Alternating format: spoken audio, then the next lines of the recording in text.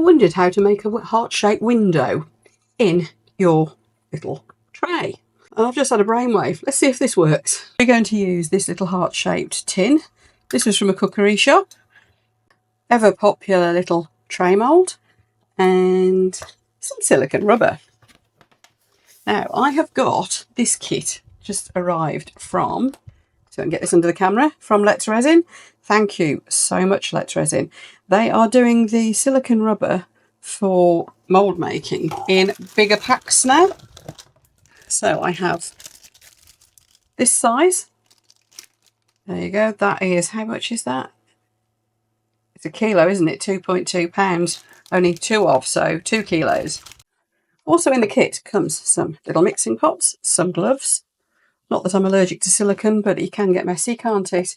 And we also have some little frames, and that is for if you want to use those as your mould housings, which obviously isn't what we're doing today. We're doing something a bit different. And we've got some sturdy things, and of course we've got the obligatory instructions. However, it's a nice simple one-to-one, so this should be easy, shouldn't it? Oh, and this is the other thing that comes with it. This is actually a cuticle trimmer for doing, sorry about where I've cut my thumb, but it's actually for taking the skin off around the edge of your nails, if you get little hag nails, they call them, I think. Anyway, it's perfect for neatening up moulds afterwards. So we may or may not use that today, I don't know. First thing though is to make our, what's effectively going to be a nice big fancy inlay. So let's get mixing up some silicone. Put your gloves on, Trace. I have got some of my nice purple gloves coming. If you've got big hands, never fear. The gloves that come with these are big. They're too big for me. But we'll be okay. Right now, I'm going to make this quite deep.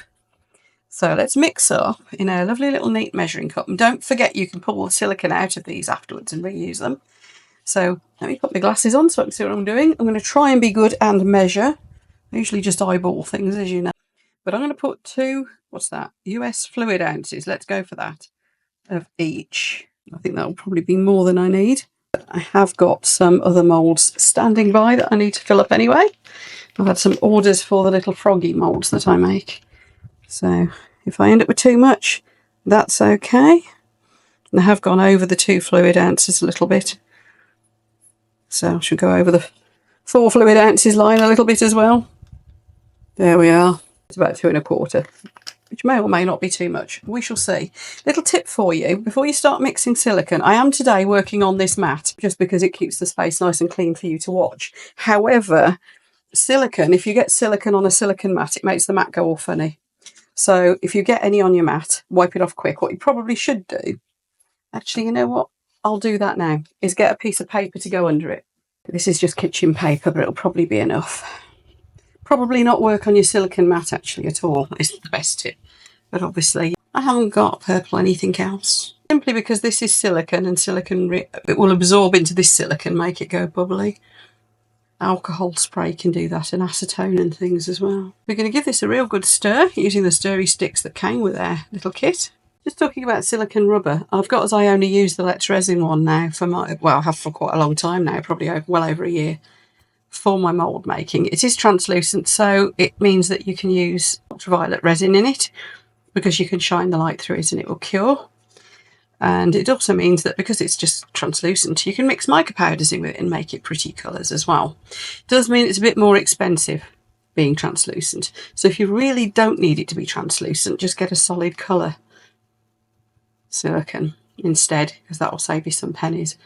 I have tried a few other brands. There's some very good silicones out there, just that this one cures quite quickly. It degasses really easy. It's quite a low viscosity for a silicone, so it mixes really easily as well. And I just find it really reliable. So I've got, as I just stick with this one. So in the interests of full disclosure, this silicone was supplied to me by Into Resin for the purposes of making this video and others. When I actually make things to sell, I tend to buy in the silicone, because that doesn't seem right that they should be funding my shop. Funding the videos, yes, funding the shop. Now, there's going to be an exception here, as I have a shiny Kermit that I need to make for myself, because my shiny Kermit mould is a bit manky. I've used it a lot, so this one is for myself. But I will be making up some items that I've had for an order later. And because I've now got these open, the bottles that I've actually bought will be for the videos. You know what I mean? It'll offset. And then we're going to let this cure. You'll see it is degassing already. This silicone is just superb. It really is. Now, if you did find you got bubbles trapped in it, you can, which I never have to be honest, but people ask this question, so I'll cover it. You can put this stuff through the debubbling machines. The other thing you can do is slow down its cure time, which will allow more time for the bubbles to release. And to do that, just pop it in the fridge. I know that sounds daft, but pop it in the fridge.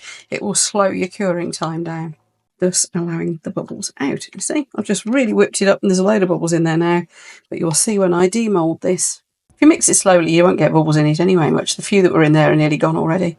But I just wanted to show you that when I demold this, there won't be any bubbles anyway. And it's really warm in here today, so it will cure quick. But yes, there we go. There's my new Kermit mould sorted.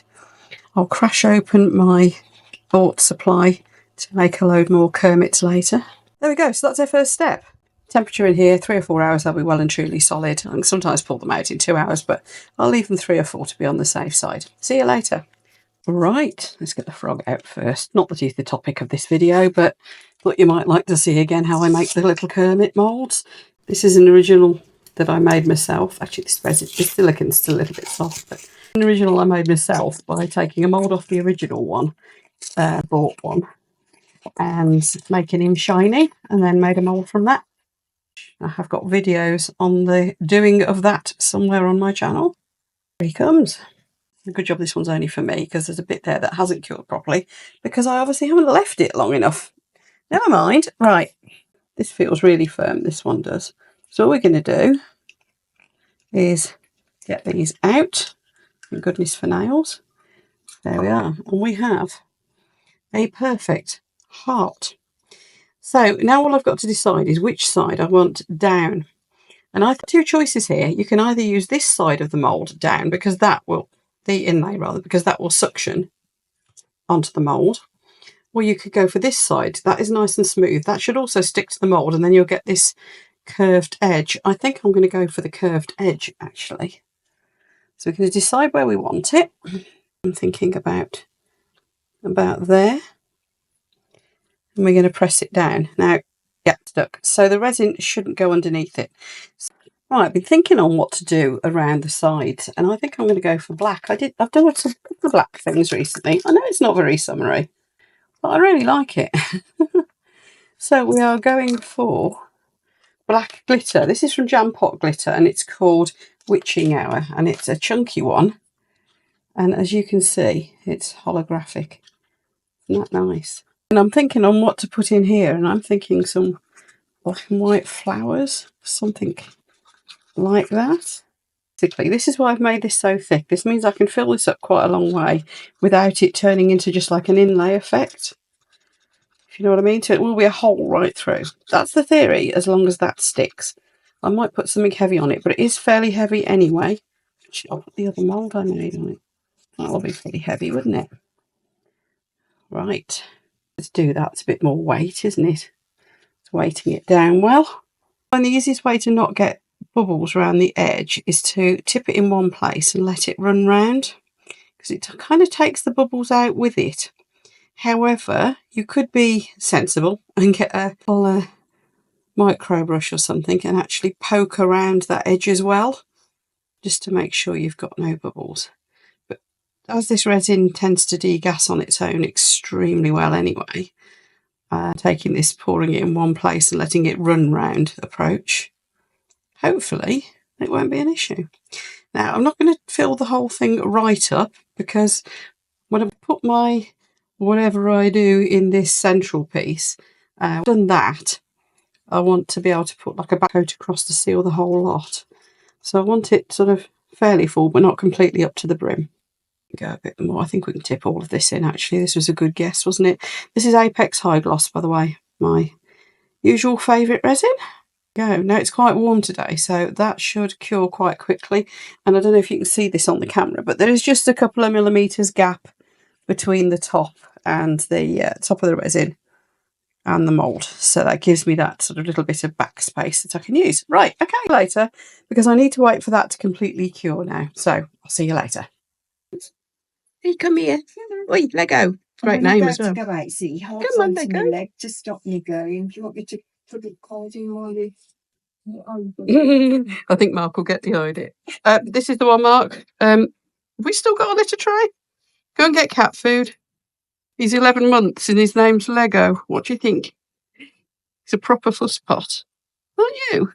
Oh, you're lovely.